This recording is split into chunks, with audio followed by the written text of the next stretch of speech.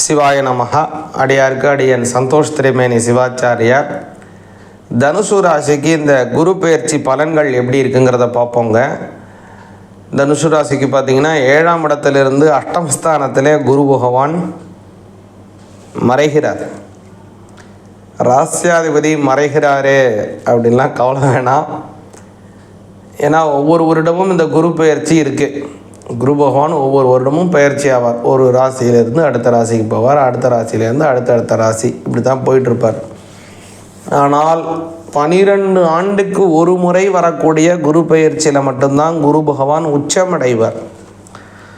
அந்த உச்சமடையக்கூடிய காலம் இந்த காலம். அதனால் அந்த குரு பெயர்ச்சியில் குரு உச்சமாகிறார். சரியாக பார்த்தீங்கன்னா மே 26ஆம் தேதி 2026 பகல் 11 மணி. வாக்கிய முறைப்படி நான் கரெக்டாக சொல்லணும் அப்படின்னா இந்திய நேரப்படி பகல் காலை 11 மணிக்கு இந்த குரு பெயர்ச்சி நடக்குது. இது தனுசு ராசிக்காரங்களுக்கு அற்புதமான காலத்தை கொடுக்குது. ராசிநாதன் உச்சமடைகிறார். அஷ்டமத்தில் மறைஞ்சுட்டார சுவாமி, கவலையே விடாதீங்க. ராசிநாதன் உச்சமடைஞ்சால் நல்ல பலன் தான் கிடைக்கும். ஏனென்றால் ஒவ்வொரு ராசியும் ஒவ்வொரு இடத்தில் ஒவ்வொரு கிரகமும் தன்னுடைய சொந்த வீட்டிலேருந்து ஒரு குறிப்பிட்ட இடம் இருக்குது. அந்த கிரகம் எதில் முக்கியத்துவம் இருக்கோ அந்த முக்கியத்துவமான ஸ்தானத்தில் வந்தால் தான் அது உச்சமடையும். எந்த இடத்துல உச்சமடைதோ அந்த கிரகம் அதிலிருந்து சப்தமம் சரியாக 180வது டிகிரியிலே நீச்சமடைஞ்சிடும் அந்த கிரகம். அந்த வகையில் உங்களோட ராசிநாதன் உச்சமடைகிறார். எந்த இடத்துல இருக்கார் அப்படின்னு பார்த்தீங்கன்னா அஷ்டமஸ்தானத்தில் இருக்கார். கவலையே பட வேண்டாம். அஷ்டமஸ்தானம்னு ரொம்ப ரொம்ப நல்ல பலனைத்தான் கொடுப்பார் குரு பகவான், அடித்து சொல்கிறேன். அடுத்ததாக பார்த்தீங்கன்னா அவருடைய பார்வை, குரு பகவான் பார்க்கக்கூடியது உங்களுடைய 12ஆம் வீட்டை பார்க்கிறார். 12ஆம் வீட்டை பார்க்கறதுனால புதிய தொழில் துவங்குவீங்க.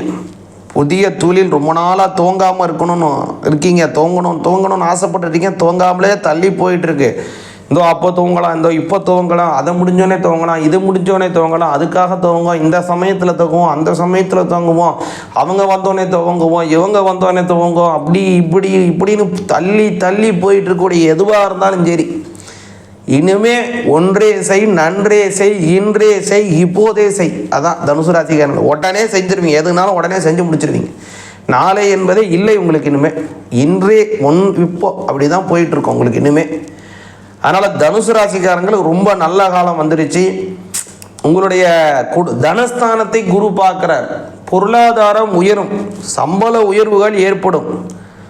அடுத்ததாக கவனிச்சிங்கன்னா உங்களுடைய 4ஆம் வீட்டை பார்க்கிறார். வீட்டில் ஏதாவது கடன் இருக்கா, கவலையப்படாதீங்க. கடன் எல்லாத்தையும் நிவர்த்தி செய்து விடுவார். உங்களுடைய வேலையை செவ்வனே செய்து பாருங்கள். மற்ற நல்ல விஷயங்கள் தானாக நடக்கும். உங்களுக்கு நீங்கள் போய் கஷ்டப்படணும் வேண்டியதே இல்லை. உங்களுடைய பணி என்ன, அதை நீங்கள் செவ்வனே சிறப்பாக திருப்தியாக செய்து பாருங்க.